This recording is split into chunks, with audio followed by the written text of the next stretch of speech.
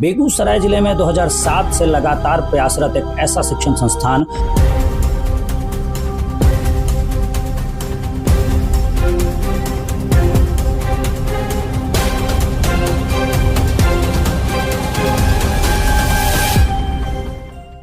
हमने 2007 से ही प्रत्येक क्लासेस के लिए अलग अलग वर्ग का व्यवस्था किया, अलग अलग टाइम है, अलग अलग टीचर टीम है और एक बेहतर शिक्षा देने का काम किया एक अनुशासन के साथ। जी नमस्कार, मैं कुणाल भारद्वाज और हमेशा की तरह आप देख रहे हैं खबर विहार। और आज खबर विहार फिर एक बेहतरीन विकल्प लेकर आप लोगों के बीच आया है। टीचिंग एक्सेस बेगूसराय जिले में 2007 से लगातार प्रयासरत एक ऐसा शिक्षण संस्थान जो आपसे ये वादा करता है कि आपके बच्चों को अब जी-मेन एडवांस के लिए, नीट के प्रिपरेशन के लिए या ओलंपियाड इस तरह की प्रतियोगी परीक्षाओं के प्रिपरेशन के लिए बाहर जाने की आवश्यकता नहीं है।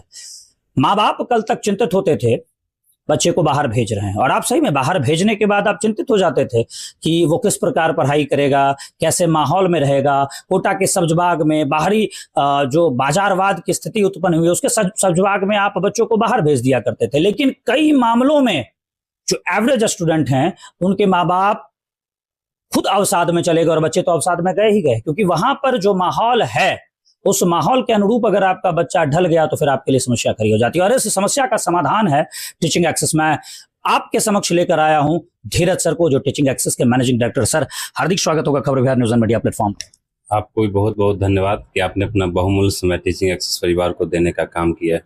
अच्छा, एक सवाल अभी निकल कर आता है कि साल 2007 से आप लगातार प्रयासरत थे, कई परिणाम आपने दिए हैं, कई परिणाम, और कई बार तो ऐसा हुआ है परिणाम के दरमियान कि जो बच्चा बाहर जाने के लिए इच्छुक था उस बच्चे को रोककर आपने परिणाम दिया है। तो उस मामले में क्या कहना चाहिए? जो भी बाहर बच्चे जाते थे सर बेहतर एजुकेशन के लिए, तो हमने यह प्रयास किया 2007 से ही कि हमारी टीम बेहतर हो, और जब टीम बेहतर होंगे तो हमारे बच्चों का परिणाम बेहतर होगा, और जब परिणाम बेहतर होंगे तो बच्चे एक ऑप्शंस के रूप में निश्चित रूप से टीचिंग एक्सेस जैसे संस्थान को वह प्रायोरिटी के रूप में डालेंगे। अच्छा सर, एक सवाल निकल कर आता है कि हमारे टीचिंग एक्सेस में क्या क्या विशेषताएं, मतलब किन किन चीज़ों की तैयारी होती है और किस क्लास से बच्चों को यहाँ जुड़ जाना चाहिए?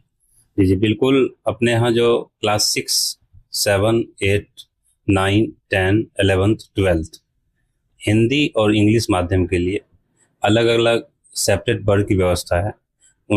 उस वर्ग के साथ साथ अलग हमारी टीम है।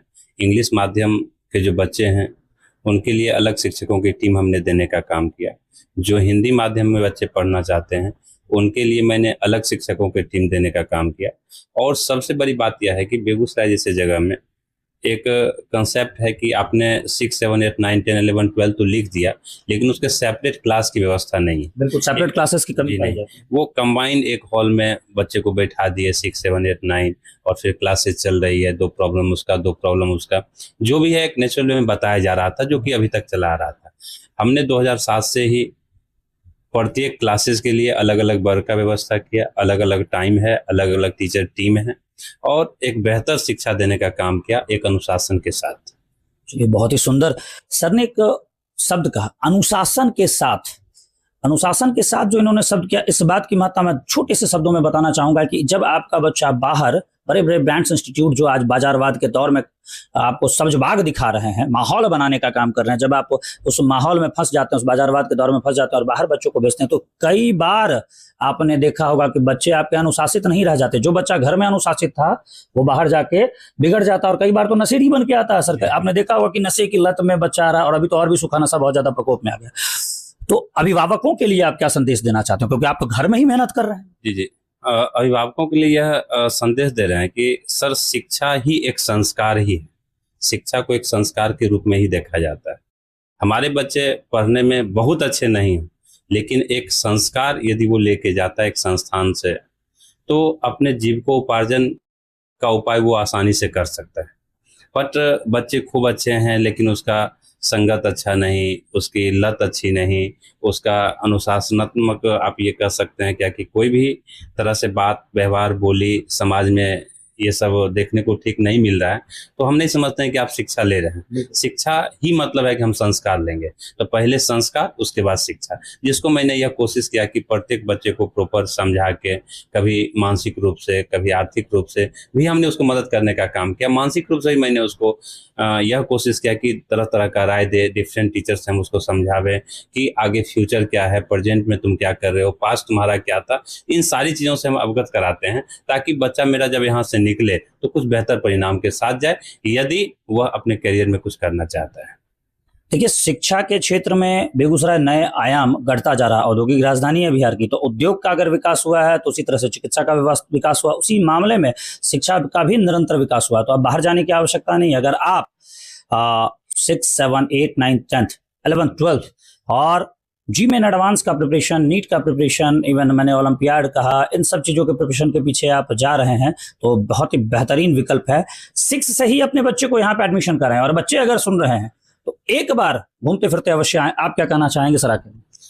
निश्चित रूप से वो आवे, वो नामांकन ले अथवा ना ले, एक बार हमारी व्यवस्था को देख ले, हमसे बातें कर ले, हमारे कोर्स के बारे में वो जान ले, और जानने के बाद, व्यवस्था देखने के बाद उनको ये पता चलेगा कि बेगूसराय जैसे शहर में भी हमारी जो व्यवस्थाएं बाहर थी, वो व्यवस्थाओं के साथ बेगूसराय जैसे शहर में भी एक टीचिंग एक्सेस नाम का एक संस्थान है, जो कि ये सारी व्यवस्थाएं भी दे रही है, जो कि आप बाहर व्यवस्था लेने के लिए जा रहे थे। तो सुदूर गांव से जो बच्चे आते हैं, बेगूसराय जिले के सुदूर गांव से बच्चे, कई मामलों में देखा गया है कि आपके यहाँ खगड़िया से भी बच्चे आते हैं, तो सुदूर गांव से आने वाले बच्चों के लिए हमारे यहाँ कुछ विशेष व्यवस्था? यदि वो आर्थिक रूप से यदि सर कमजोर है, तो आर्थिक रूप से उसको मदद मिलती है कि शिक्षण शुल्क में हम लोग कटौती करके उसको शिक्षा देने का काम करवाते हैं। इसके अलावा कोई और भी समस्याएं होती है, जैसे यदि आर्थिक रूप से कुछ उसको मदद भी चाहिए, तो वो भी हम लोग मदद देने का काम करते हैं।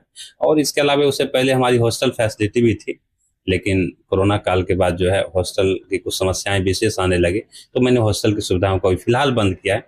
लेकिन निकट भविष्य में हो सकता है कि वो सब बच्चे जो कि सुदूर देहात से आते हैं, उनको हॉस्टल की भी चाहिए व्यवस्था, तो निकट भविष्य में उसकी व्यवस्था करने के लिए हम लोग कार्यरत हैं, विचार विमर्श कर रहे हैं। बहुत ही सुंदर, बहुत ही सुंदर।